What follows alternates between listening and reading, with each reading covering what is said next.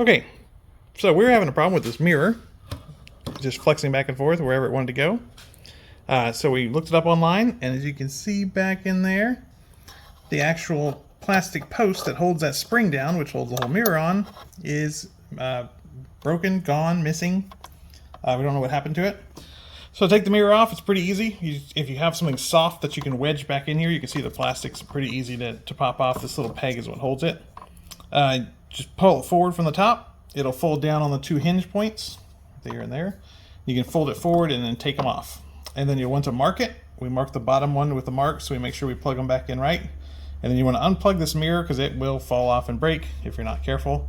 So what we're going to try to do is put a bolt up through that spring and put a large washer on it, and then see if we can compress it back down and fix the mirror that way. Okay.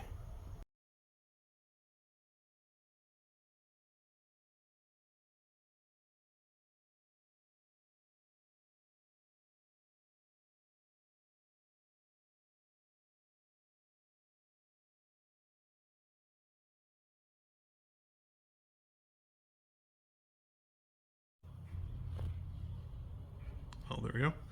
All right, so we got this little piece in here. It's pretty easy to get out. You can see a little gap there on this side. What I did is I stuck an Allen wrench into the gap and then pried down, and it just popped it right out. And underneath here, we believe that hole is the one we could put the bolt through, and we'll be able to reinforce this. Okay, so we ended up having to cut off or taking the spring out. We just lifted it straight out, and now we're actually taking the bottom off of it because we want to be able to put the bottom of the bolt underneath this metal piece here. You can see where it broke off there on the back left. So focus to that.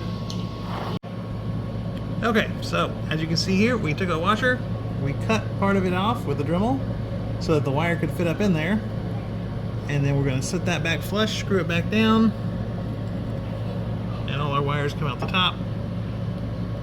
And then we're going to screw the bolt onto the top, or the nut on top of that with the washer, and it should compress the spring and help the whole mirror stay where it's supposed to be.